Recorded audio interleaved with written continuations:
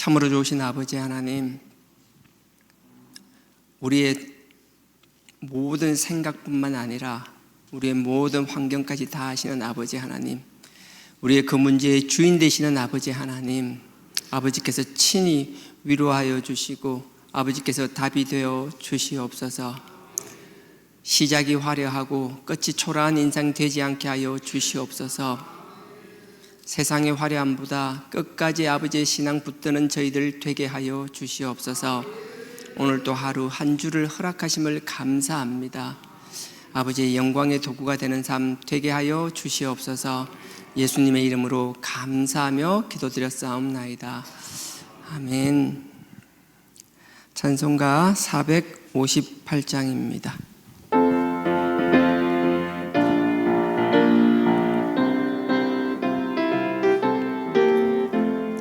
주의 친절한 발에 안기세 우리 마음이 평안하리니 항상 기쁘고 복이 되겠네. 영원하신 발에 안기세 주의 발에 그 크신 발에 안기세 주의 발에 영원하신 발에 안기세.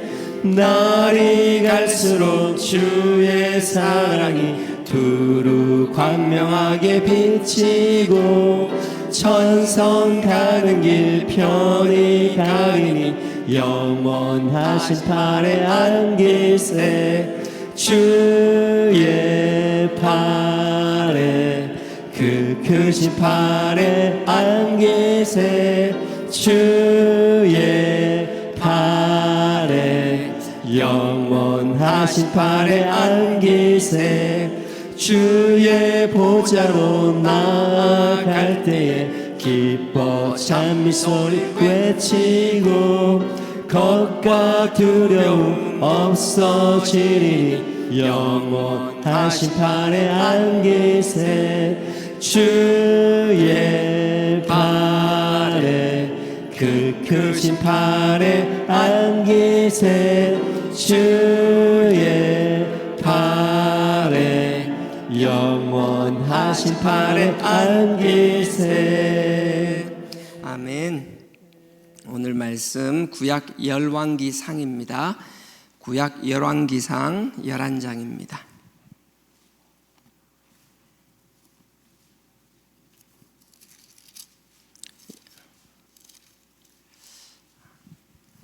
구약 532페이지입니다. 구약 532페이지 열왕기상 11장 4절에서 11절까지, 네, 11절까지 좀 긴 것 같은데 한 절씩 교도가도록 하겠습니다. 열왕기상 11장 4절에서 11절까지 제가 먼저 읽겠습니다. 솔로몬의 나이가 늙을 때에 왕비들이 그 마음을 돌이켜 다른 신들을 쫓게 하였으므로 왕의 마음이 그 붙인 다윗의 마음과 같지 아니하여 그 하나님 여호와 앞에 온전치 못하였으니 이는 시돈 사람의 여신 아스타롯을 쫓고 암몬 사람의 가정한 밀곰을 쫓음이라. 솔로몬이 여호와의 눈앞에서 악을 행하여 그 붙인 다윗이 여호와를 온전히 쫓음같이 쫓지 아니하고 모압에 가정한 그모스를 위하여 예루살렘 앞산에 산당을 지었고 또 암몬 자손의 가정한 몰록을 위하여 그와 같이 하였으며 저가 또 이족 후비들을 위하여 다 그와 같이 한지라. 저희가 자기의 신들에게 분향하며 제사하였더라. 솔로몬이 마음을 돌이켜 이스라엘 하나님 여호와를 떠남으로 여호와께서 저에게 진노하시니라. 여호와께서 일찍 2번이나 저에게 나타나셨고 이 일에 대하여 명하여 다른 신을 쫓지 말라 하셨으나 저가 여호와의 명령을 지키지 않았으므로 여호와께서 솔로몬에게 말씀하시되 내게 이러한 일이 있었고 또 내가 나의 언약과 내가 너에게 명한 법도를 지키지 아니하였으니 내가 결단코 이 나라를 내게서 빼앗아 너의 신복에게 주리라. 아멘. 2월이면 구정이 있어서 기쁘기도 하지만 또 영적 전쟁도 그 어느 때보다 치열한 때이기도 하고요. 어떤 분들은 대부분은 추석보다 설날 때가 더 힘들다는 이야기를 많이 하시더라고요. 아직 몇 주가 남았지만 2월달 우리가 좀 영적으로 좀 더 무장해야 될 필요가 있겠다라는 생각이 들었고요. 제가 또 얘기를 듣는데 우리가 여러분들이 분명히 아셔야 될 게 있습니다. 하나님은 당신의 영광을 누구와 나누기를 결코 원치 않으시는 분입니다. 그래서 오늘 이 본문인데요. 이거 하기 전에 먼저 이사야 42장요. 어찌 보면 다 연관되는 내용입니다. 이사야.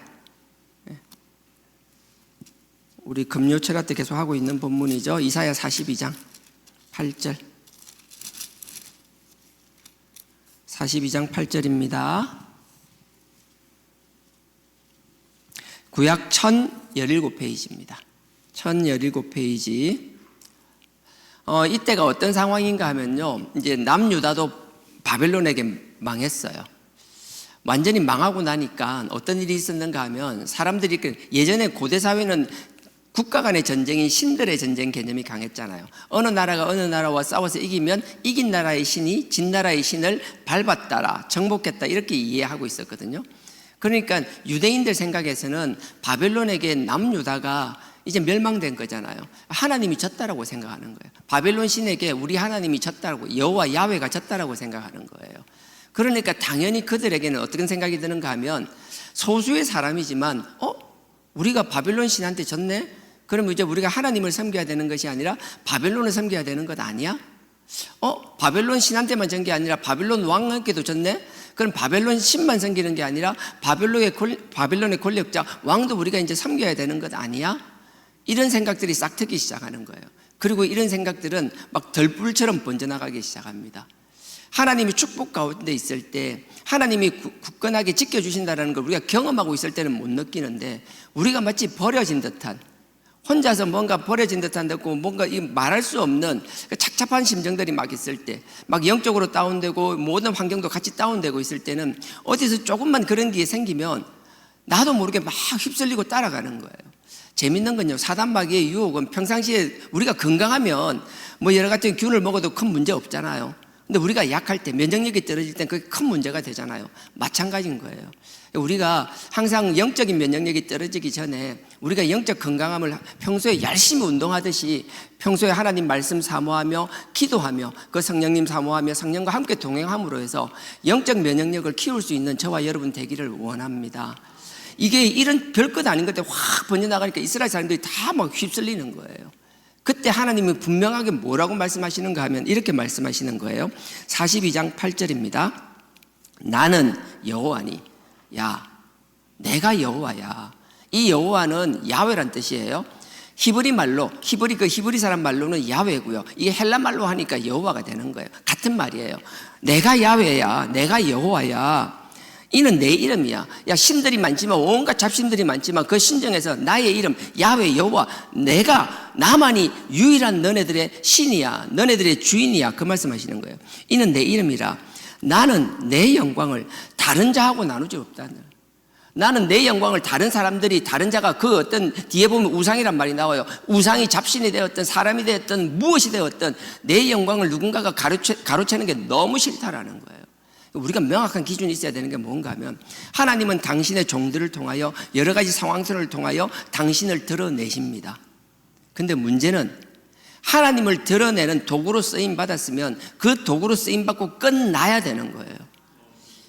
제가 좀 안타까운 얘기를 들었어요.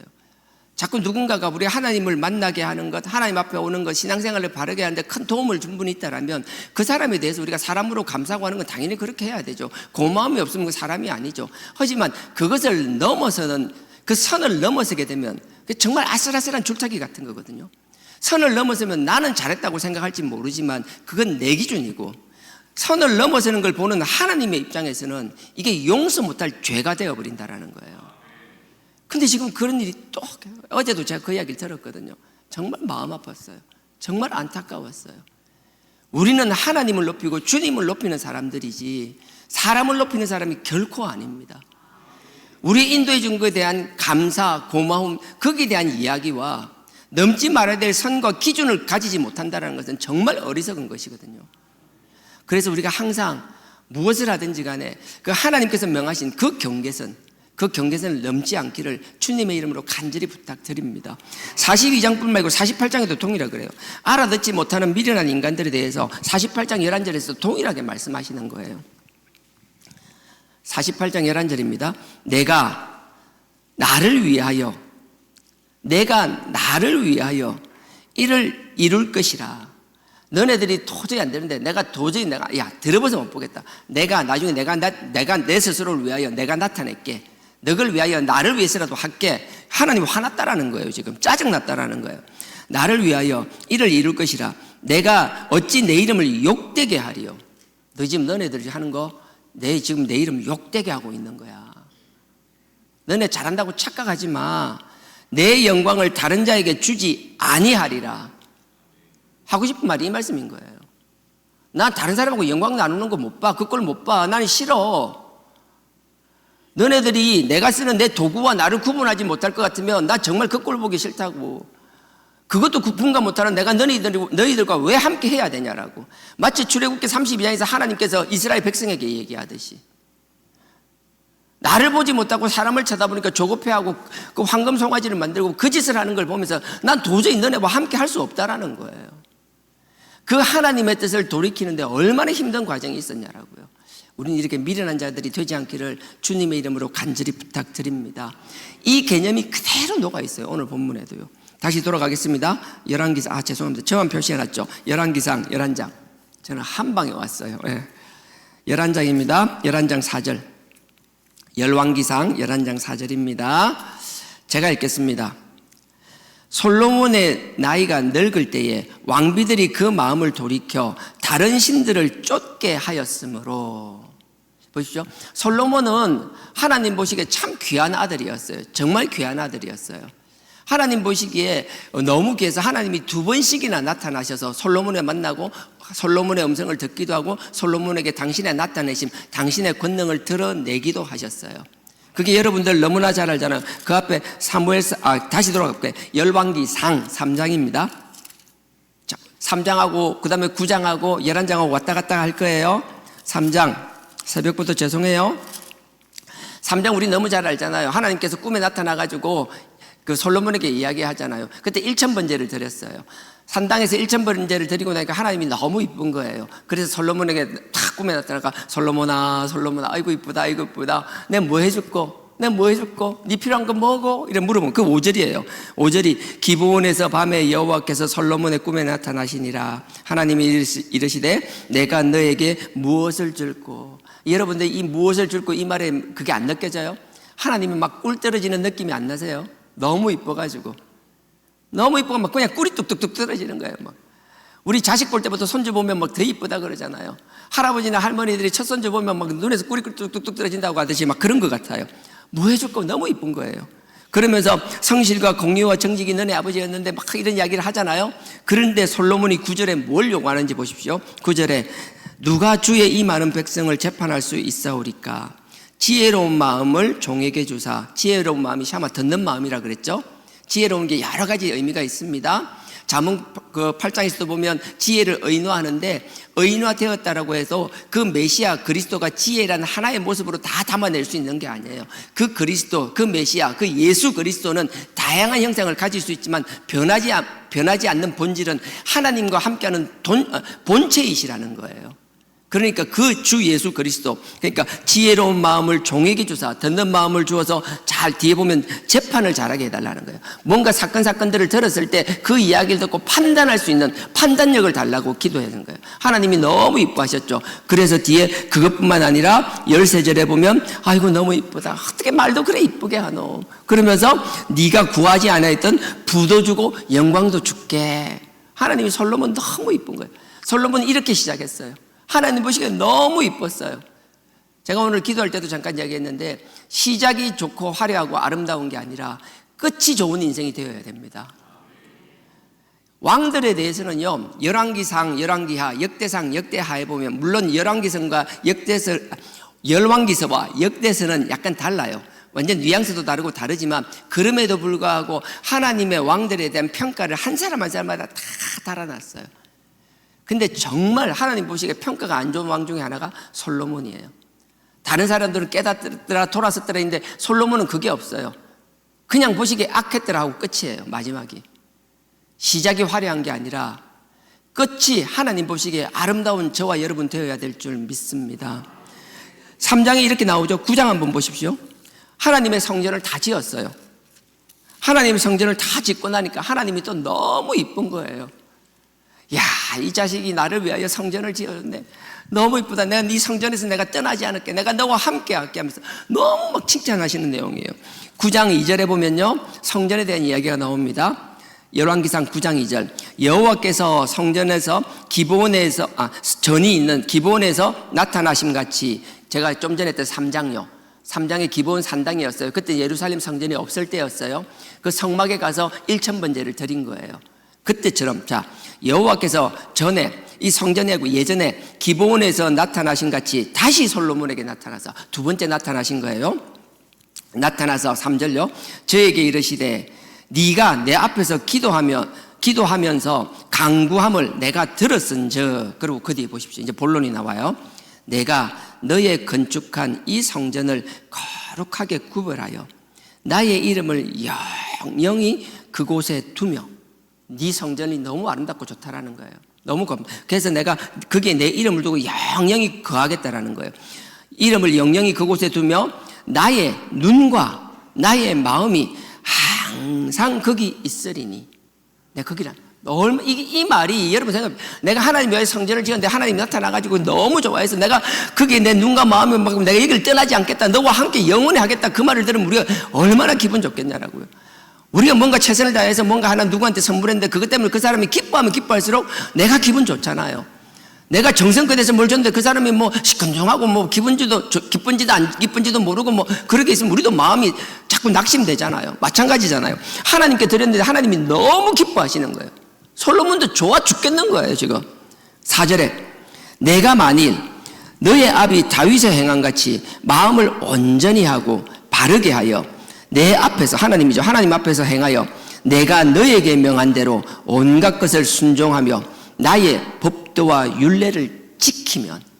근데 하나님이 또 다른 거예요. 너무 좋아. 근데 너 나에게 준 것 이것만 중요한 게 아니라 네가 내 뜻 내 마음을 알고 내가 너에게 지키라는 것, 그 율례와 계명들을 지키면, 나한테 줬다고 끝나는 것이 아니라 네가 나한테 이렇게 성전을 선물하니까 내가 너무 기뻐. 근데 기쁨을 계속 유지하기 위해서는 네도 내 뜻대로 살아줘야만 되라고 하나님 말씀하시는 것이라고요. 우리는 형식적으로 보이는 거잖아요. 하나님 앞에 바치고 하나님께 드리는 건 잘하는데 정작 우리의 마음이 하나님 뜻에 합하지 않은 경우가 허다하다라는 거예요. 근데 하나님은 그걸 별개로 보는 것이 아니라 하나로 보신다라는 거예요. 이거를 잊지 않아야 된다라는 거예요. 그래서 5절에 보십시오. 내가 너의 아비 다윗에게 허락하여 이르기를 이스라엘 위에 오를 사람이 너에게서 끊어지지 아니하리라 한 대로. 너가 아버지한테 내가 분명히 얘기했어. 내가 너가 아버지한테 이 소리 했거든. 근데 너가 아버지도 이 뜻을 잘 지키면 그 위가 끊어지지 않을 거야. 근데 중간에서 삐딱한 게 나오면 그건 난 모르겠어. 그러니까 너희 아버지에게 했던 약속을 너네 아버지가 잘 지킨 것처럼 니도 똑띠 단디 내하고 계명을 잘 지켜야 돼. 지금 그 이야기하고 계시는 거라고요. 끊이지 아니하리라 한 대로 너의 이스라엘 왕위를 영원히 견고하게 하리니와. 그 다음 6절입니다. 만일 너희나 너희 자손이 아주 돌이켜 나를 쫓지 아니하며 내가 너희 앞에 둔 나의 계명과 법도를 지키지 아니하고 가서 다른 신을 섬겨 그것을 숭배하면. 그러니까 하나님 말씀은 끝까지 잘 들어야 돼요. 6절 딱 한번 만일 하잖아요. 앞에 이래 하나님 말씀하셔. 근데 하나님께서 단서를 다는 거예요. 근데 너 다른 우상 섬기면 안 돼. 다른 거 쳐다보면 안 돼. 그럼 너하고 나하고 했던 약속 다 도루묵이야. 말짱 꽝이야. 헛된 인생이야. 너 처음이 아무리 화려하고 좋았을 때도 끝까지 그 지키지 못한다면 아무 의미 없고 아무 소용없어. 차라리 처음 좋았던 것이 없는 게 나을 뻔하다고 스스로 고백하게 될 거야. 하나님이 엄히 우리에게 경계하시는 것이라고요. 그러면서 7절에 이렇게 말씀하십니다. 내가 이 이스라엘을 나의 준 땅에서 끊어버릴 것이요. 나 너네들 못 봐. 끊어버릴 거야. 내 이름을 위하여, 너희가 아니라 나를 위하여 내가 거룩하게 구별한 이 전이라도 내 앞에서 던져버리리니. 네 마음이 떠나고 엉뚱한 짓 하고 우상 섬기고 다른 거 쳐다보면 이 성전 아무것도 아니야. 내가 너무 기뻤지만, 너무 좋았지만 너네들이 나를 쳐다보지 않고 다른 걸 쳐다보는 그 성전 뭐하게 그거. 형식만 남은 거 그건 뭐하게. 마음 떠난 거 그건 뭐하게. 던져버리리니 이스라엘은 모든 민족 가운데서 속담거리가 되며 이야기거리가, 남들의 조롱거리만 될 거라는 거예요. 가십거리만 될 거라는 거예요. 믿지 않는 자들의 술안주거리가 될 거라는 거예요. 우리 주하나교회는 결코 그런 교회가 되어서는 안 될 줄 믿습니다. 이랬어요.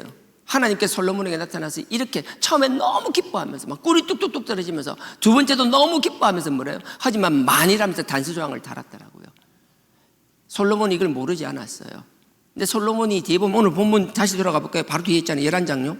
11장 4절에 어떻게 시작합니까? 제가 솔로몬의 나이가 늙음에 왕비들이 그 마음을 돌이켜 다른 신들을 쫓게 하였으므로. 솔로몬이 여자를 좋아해서요? 엄란해서요? 몰라, 그럴 수도 있겠죠. 근데 여기서 말하는 건 그걸 말하는 게 아니라 솔로몬은 자기가 아버지가 큰 제국과 같은 나라를 이루었어요. 정말 강소국, 작지만 힘 있는 나라를 만들었어요. 그 나라를 물려받았어요. 그러니까 그 나라를 지키기 위하여 처음에는 하나님 의지하고 하나님만 바라봤어요. 근데 시간이 가면서 어떻게 돼요? 우리가 정말 조심해야 될 게 그래요. 처음에는 뜨거움으로 시작하고 하나님을 만난 경험으로 시작하고 하나님과 음성을 듣고 하나님과 교제를 나누고 그 기쁨 가운데 주님만 바라보고 살아가지만 그 하나님이 그게 너무 기뻐서 우리에게 복을 주시고 우리의 지경을 넓혀주시고 나면 그 다음부터 넓혀준 만큼 하나님을 더 바라보고 하나님과 더 많은 교제를 해야 됨에도 불구하고 아버지의 말씀을 더 사모해야만 함에도 불구하고 바쁘다는 핑계로 자꾸 누구예요? 하나님과의 관계가 소원해지는 거예요. 다른 일들만 쫓기 시작해야 되는 거예요. 온갖 잡다한 일이 있다라는 이유만으로 제가 그런 거예요.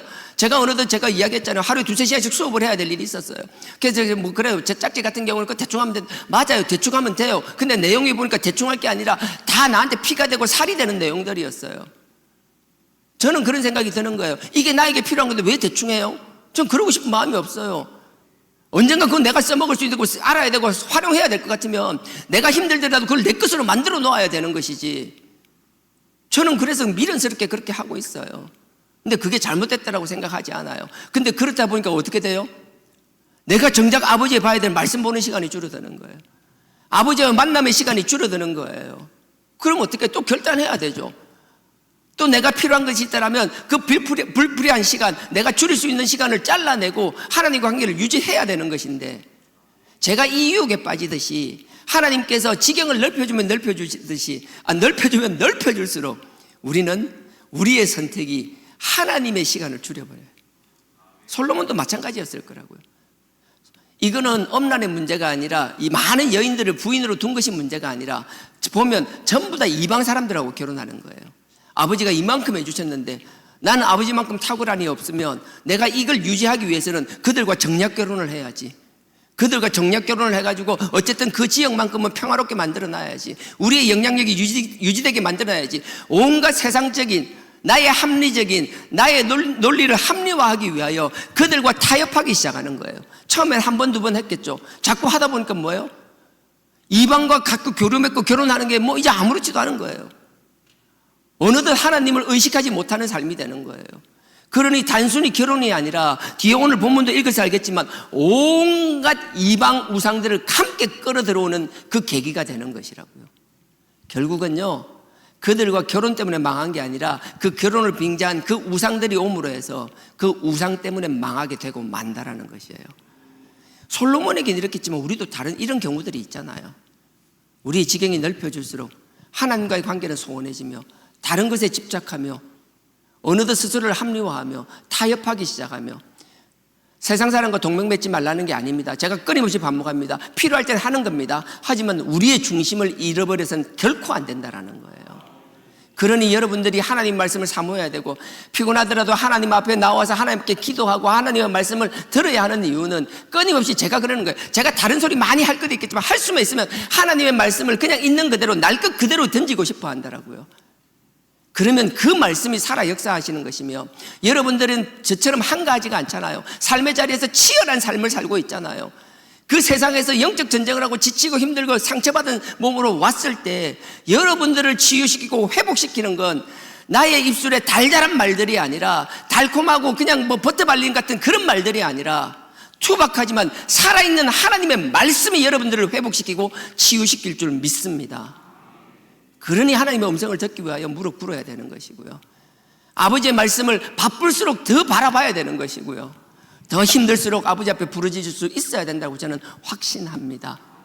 그런 공감대를 가진 신앙 공동체가 되기를 원하고요, 세상에서 무능한 것이 아니라 치열한 삶 가운데 우리 삶의 열매를 맺어 나가지만, 그럼에도 불구하고 하나님과의 관계, 우리 마음의 영적 중심은 흔들리지 않는 그런 부모 세대의 본이 되는 저와 여러분 되기를 주님의 이름으로 축원드립니다. 다시 돌아가겠습니다. 11장에 돌아갈 것 없죠. 11장이죠. 자, 4절에 보면 다른 신들을 쫓게 하였으므로 왕의 마음이 그 붙인 마음에 다윗의 마음과 같지 아니하여, 너 이제 아버지와 같지 않다라는 거예요. 너가 아버지도 바빴지만 너가 아버지는 나와의 관계가 좋았는데 너는 지금 바쁘다는 핑계대고 나를 쳐다보는 게 아니라, 너 처음은 좋았어, 처음은 화려했어, 처음엔 정말 내 눈에서 꿀이 떨어질 정도로 너무 아름다웠어. 근데 지금 네 꼬라지를 보라는 거예요. 너 지금 어쩌다가 이렇게 돼 있냐라는 거예요. 그러고 나서 5절부터 나오는 이야기가, 너는 시돈 사람의 여신 아스다롯, 그 풍요의 신이라는 거예요. 그 풍요함을 누리기 위해서는 무엇과도 타협하는 그런 사람이 되어 있다라는 거예요. 아스다롯을 네가 쫓고 있으며, 암몬 사람의 가정한 밀곰, 암몬 사람들의 밀곰이 뭔가 하면요, 그들의 주신인데 인신제사를 드리는 것. 레위기 18장 20장에서도 그렇고 끊임없이 하나님이 경계하는 것, 다른 것도 내가 못 보지만 특히나 인신제사만큼은 내가 정말 못 참는다라고 말씀하시는데, 그걸 솔로몬이 끌어들이는 거예요. 암몬 사람의 밀곰을 쫓습니다. 6절에 보십시오. 솔로몬이 여호와의 눈앞에서 악을 행하여, 이게 유일하게 솔로몬의 마지막을 평가한 성경의 평가예요. 이 이후로는 다른 평가가 없어요. 6절, 솔로몬이 여호와의 눈앞에서 악을 행하며 그 붙인 다윗이 여호와를 온전히 쫓음같이 쫓지 아니하고, 이게 끝이에요. 그 위에 다른 평가가 없어요. 우리 솔로몬 부러워요? 나는 하나도 안 부러워요. 시작은 화려하고 하나님이 눈에 뚝뚝 떨어지 꿀이 떨어질 듯이 그래 바라보고 너무 기뻐했지만, 3장에서도 그렇고 9장에서도 그랬지만, 지금 마지막 평가는 뭐예요? 그냥 악을 행했대요. 그리고 아버지하고 달랐대요. 그리고 끝. 저도 그렇고 우리 모두가 결코 이런 삶이 되어서는 안 될 줄 믿습니다. 그리고 7절 보십시오. 모압의 가정한 그모스를 위하여, 모압의 그모스인데 그모스도 인신제사를 드려요. 모압과 암몬의 특징이 인신제사예요. 근데 암몬이 좀 더 심했어요. 암몬이 모압의 가정한 그모스를 위하여 예루살렘 앞산에 산당을 지었고, 예루살렘 앞에다가 또 산당까지 지어줬네요. 처음엔 정략결혼으로 시작했지만 자꾸 그냥 들어오나요? 온갖 우상신을 갖고 들어오잖아요. 근데 그 우상을 갖고 들어온 여자가 아이고 요염하고 이뻐요. 자꾸 이쁘니까 마음이 자꾸 뺏기는 거예요. 처음엔 정략결혼으로 합리화하지만 나중에 자꾸 마음이 가고 눈이 가고 막 자꾸 그러다 보니까 니 뭐 필요하는 우쭈쭈쭈쭈 하다 보니까 내 고향에서 섬기던 그 신 이야기하니까 그래 신당 하나 짓지 뭐. 한 명으로 끝났나요? 우죽선으로 온갖 여인들의 온갖 잡신들을 다 세우는, 하나님의 도성인지 우상의 도성인지 구분이 안 되는 그 꼴을 만들어 버렸더라고요. 7절에 모압의 가정한 그모스를 위하여 예루살렘 앞산에 산당을 지었고, 그 뒤에 또 암몬이 나옵니다. 암몬이 위에 아까 밀곰이 나왔잖아요. 5절에서 또 암몬이 나와요. 암몬 자손의 가정한 몰록. 몰록은 신 중에서도 국가신이 아니라 다른 신인데 완전 인신제사에 특화되어 있는 신이에요. 그 몰렉이라고도 합니다. 몰록을 위하여 그와 같이 하였으며, 하는 신이 계속 우상만 섬기는 거예요. 그리고 와서 8절 보십시오. 저가 또 이족, 다른 민족, 이방 여인들의 후비들을 위하여 다 그와 같이 한지라. 이게 뭔 짓인지 모르겠어요. 솔로몬이 그래놓고 자기 아들 르호보암을 삼습니다. 자기 아들 르호보암을 삼는데요, 르호보암을 그 많은 자식들 중에서 암몬 여인의 자식 중에서 르호보암을 뽑아요. 르호보암은 암몬 여인의 아들이었어요. 마지막에는 솔로몬이 완전히 분별이 안 되는 거예요. 영이 완전히 흐려진 거예요. 하나님을 떠날 뿐만 아니라 자기의 순수한 자기 유대 혈통이 있었음에도 불구하고 결국 르호보암이 어떻게 돼요? 그냥 나라 쪼개버리잖아요. 우리가 하나님을 향한 우리의 중심 마음을 잊어버리게 되면 아무리 많은 것을 누리더라도 시간이 가면 갈수록 영적으로 흔들리면 그게 다 허사가 되는 거예요. 그리고 국가를 쪼개는 일은 그 미련한 일에 단초를 세우는 거예요. 이런 어리석은 사람들이 되지 않아야 될 줄 믿습니다. 그러면서 9절 보십시오. 솔로몬이 이 마음을 돌이켜 이스라엘 하나님 여호와를 떠남으로 여호와께서 저에게 진노하시니라. 이제 하나님의 진노가 나오잖아요. 그러면서 제가 그 뒤에 보십시오. 진노하시니라 하고 나서 여호와께서 일찍이 2번이나 저에게 나타나시고, 제가 처음에 2번 나타난 걸 먼저 이야기했죠. 3장과 9장에 처음에 그랬던 거 무슨 의미가 있냐라는 거예요. 결국 마지막은 하나님의 진노로 끝나는 거예요. 우리가 영적으로 흔들려서는 안 돼요. 이사야서도 이야기했잖아요. 42장과 48장에서 우리는 받은 은혜가 감사해서 감사한 건 감사한 거로 끝나야 되는 거예요. 그 사람에 대한 교만하고 표하고 얼마든지 할 수 있어요. 하지만 그게 하나님을 가리는 일이 되어서는 안 된다는 거예요. 하나님을 증거해야 될 자리에서 하나님이 아닌 다른 것을 증거하고 있어서는 결코 안 된다는 거예요. 그 넘지 말아야 될 선, 그게 어느 순간 한번 무너지기 시작하면 한 번 넘어지고 한 번 무너지는 건 쉽지만 그 다음부터는 자연스럽게 끊임없이 반복될 수밖에 없다는 거예요. 그거 하나님이 결코 그냥 두지 않습니다. 하나님은 솔로몬에 대해서 진노하셨다라고 말씀하시면서 참 우리에게 놀라운 이야기를 하세요. 그 뒤에 14절 한번 보실래요? 14절에 보면 여호와께서 에돔 사람 하닷을 일으켜 솔로몬의 대적이 되게 하시니, 하닷을 일으키는 거예요. 여기 보면 에돔 사람 하닷이 있잖아요. 그 뒤에 보면요, 15절에 보면 나옵니다. 제가 14절에서 15절까지 쭉 달아서 읽을게요. 15절에 다윗이라는 이야기가 나와서 그래요. 14절에 다시 읽겠습니다. 여호와께서 에돔 사람 하닷을 일으켜서 솔로몬의 대적이 되게 하시니 저는 왕의 자손으로서 에돔에 거하였더라. 그러고 나서 15절 보십시오. 예전에 다윗이 에돔에 있을 때에 군대 장관 요압이 가서 죽임을 당한 자들을 장사하고 에돔의 남자들 다 쳐서 죽였는데 되어 있어요. 여기 보면 에돔이 사무엘하 8장에 보면 나오거든요. 18,000명을 다윗이 그 군대 장관과 가서 18,000명을 에돔 사람을 전멸시켜버려요. 다 죽여버려요. 그래서 이 에돔의 왕자가 살기 위하여 애굽으로 망명을 해요. 도망을 가요. 그리고 나서 애굽에서 일을 가는 거예요. 와신상담이라고 하죠. 일을 갈고 있는 거예요. 그러다가 다윗이 죽기만을 기다려요. 쭉 뒤에 내용 나옵니다. 길어서 그냥 말로 하는 거예요. 죽기만을 기다리다가, 근데 애굽에서 그냥 살은 게 아니에요.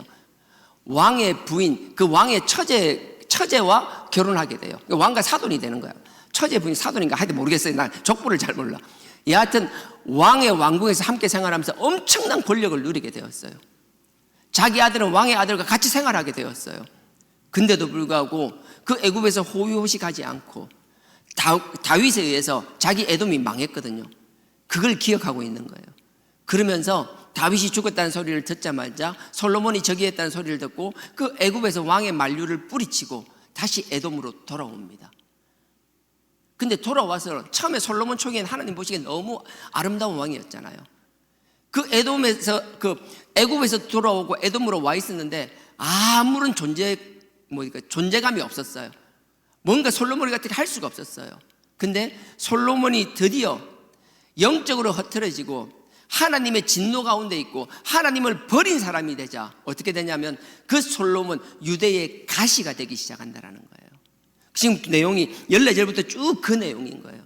근데 여러분 분명히 아십시오. 우리가 그렇잖아요. 암이라는 게 참 비유가 되기가 참 그렇지만 우리가 건강한 사람도 암세포가 끊임없이 돌연변이가 생긴다 그러잖아요. 근데 생기는데 우리가 건강하고 면역체계가 건강할 때는 그걸 다 이렇게 우리 제어한다면서요. 근데 면역이 떨어지거나 안 가면 돌연변이가 어떻게 되든지 해가지고 이게 자꾸 암으로 진행되는 경우가 있잖아요. 우리가 약하면 그런 경우가 많다 그러잖아요. 꼭 그런 경우만 있는 건 아니겠지만 통상 그렇게 이야기들 하시더라고요. 이게 정확한 비유가 될지 모르겠는데 하나님께서는 솔로몬을 왕으로 세우셨어요. 솔로몬 입장에서는 에돔에서 이 왕이 정확하게 이름이 하닷이잖아요. 이 하닷이란 사람이 자기 아버지에 의해서 에돔이 완전히 전멸되었잖아요. 자기 아버지가 그 에돔을 전멸시킴으로 해서 그 유대의 지경을 넓힌 거잖아요. 국경선을 넓힌 거잖아요. 영광의 산물이잖아요. 근데 하나님 보시기에는 아무리 좋은 일에도, 아무리 세상엔 그래요, 세상에는 아무리 밝으면 밝을수록 어둠도 존재한다라는 거예요. 아버지가 나를 위하여 지경을 넓혀주고 땅을 넓혀주고 에돔을 자기의 복속시킨 건 너무 고마워요. 근데 그 일 과정에서 누군가 상처받은 사람이 있고 마음에 힘든 경우가 있잖아요. 그 사람이 마음에 엉어리를 가지고 있어요. 마치 우리가 돌연변이 암이 생긴 것처럼. 내가 영적으로 하나님 관계가 잘 돼 있으면 그게 문제가 되지 않아요. 하나님이 다 제어해 주셔요. 그러니까 무슨 말인가 하면 하나님께서는 우리 주변에 이미 문제거리를 다 심어 놓으셨어요. 하나님이 하신 거였어요. 하다뿐만 아니라 23절 보십시오. 23절에서는 저 위에 아람 쪽에 있는 르손이라는 사람이 나와요. 동일한 내용이에요. 르손도 다윗 왕이 그 르손 지역에 있는 그 아람을 정벌할 때였어요. 정벌해서요, 병거가 마차가 1000대, 기병이 7000, 보병이 2만이나 되는 걸 다 사로잡아요. 그것 때문에 상처받고 거기서 도망갔고 힘들었던 사람들이 다시 아람에 모여서 그들이 세력을 형성하기 시작했어요. 다 아버지 다윗 때의 얘기예요. 우리가 분명하게 알아야 될 게 그래요. 눈에 보이지 않아도 하나님께서는 이거 다 나는 하나님이 했다고 저는 믿는 사람이에요. 좋은 것만 하나님이 하는 게 아니라 안 좋은 것도 하나님의 모든 섭리 가운데서 이루어진다고 저는 믿고 있습니다. 우리는 항상 가시밭길이고 폭탄이에요. 지뢰밭을 긁고 있어요. 우리 주변엔 지뢰인데 우리 부모가 잘한다고 한 것도 지뢰로 내려오는 경우가 있고, 우리가 잘못해서 내려오는 경우도 있고, 예레미야 애가 5장 7절처럼 우리의 조상들은 자기가 잘한다라고 뭔가를 했는데 자기는 잘한다고 생각했는데 그 결과가 자녀들에게 폭탄이 되는 경우가 허다하다라는 거예요. 근데 그 폭탄 지뢰밭을 걸어가는데도 불구하고 내가 하나님과의 관계가 바로 되어 있으면 그게 나에게는 아무런 문제가 되지 않아요. 아무리 좋은 환경을 주셨다 하더라도 내가 하나님 관계가 흔들리기 시작하고, 솔로몬처럼 처음은 화려했고 처음은 아름다웠으나 끝이 완전히 엉망이 되고 하나님을 진노케 한다라면 그 아버지 다윗 때부터 있던 그 문제들이 북쪽으로는 마치 소바라 왕, 소바라는 게 아람의 영역의 일부에, 북쪽으로는 아람, 남쪽으로는 에돔, 그 문제들이 솔로몬이 하나님과의 관계가 끊어지기 시작하고 우상을 바라보며 하나님을 진노시키기 시작하자 북쪽에서는 아람이, 남쪽에서는 에돔이 유대의 가시가 되기 시작한다는 거예요. 그러니 우리가 분명히 알아야 돼요. 환경에 어려움이 생길 때마다 남을 탓하는 게 아니라 내가 하나님과 관계에서 무엇이 비틀어져 있는지, 내가 하나님 보시기에 하나님을 화나게 한 게 무엇이 있는지 바라보며 깨달을 수 있는 저와 여러분 되기를 주님의 이름으로 축원드립니다. 이게 분명히 나중에 읽어보십시오. 아버지 다윗 때부터 짧게는 40-50년, 길게는 60-70년, 70-80년 전의 일들이에요. 어떤 것들인지 우리 주변에 잠복되어 있지만 그 아무리 안 좋은 것들이, 썬뿌리들이 잠복되어 있다 할지라도 우리가 하나님과의 관계가 잘 유지되고 있다라면 그 어떤 어려움도 결코 우리를 틈타지 못할 줄 믿습니다. 뒤에 보면 로보암에 그래요. 솔로몬에게 뭐라고 하는가 하면 요건 읽어야 되겠네요. 12절입니다. 12절에요. 그러나입니다. 그 앞에 11절까지 하나님의 상태를 이야기합니다. 그러면서 갑자기 이건 반전이 아니에요. 그럴 수 있다라고 얘기해 주시는 거예요. 그러나 너의 아비 다윗을 위하여 너의 세대에서는 이 일을 행치 아니하겠고, 내가 네 보니까, 솔로몬 네 보니까 확 뒤집어 엎어야 되는데 너가 아버지가 참 내 보기 이뻐서 내가 너가 아버지 얼굴 보고, 너가 아버지 낯을 보고 내가 지금 네한테 내가 이렇게 하지 않겠다. 우리가 열심히 살아야 되는 것, 우리가 뭐 재주가 내려간다, 뭐 축복이 내려간다, 맞아요. 하지만 하나님 보시기에 항상 하나님이 그때그때 상황마다 다르게 적용하실 때가 있다라는 거예요. 그러니 하나님이 저번엔 이랬는데 이번엔 왜 이래요? 우리 하나님 앞에 그렇게 따질 수 있는 존재들이 아니에요. 그냥 우리 보면 하나님이 그냥 엿장수예요. 쟤는 뭐 그 고무신 하나 가지고, 한 짝을 가지고 왔는데 요만큼 줬는데 얘는 왜 고무신 하나만 들고 왔는데 왜 이만큼 줘요? 그 주는 사람 마음이라고요. 하지만 그냥 우리가 볼 땐 불공평한 것 같지만 그 나름의 원칙을 가지고 계시는 게 하나님이라는 거예요. 그 원칙이 뭐예요?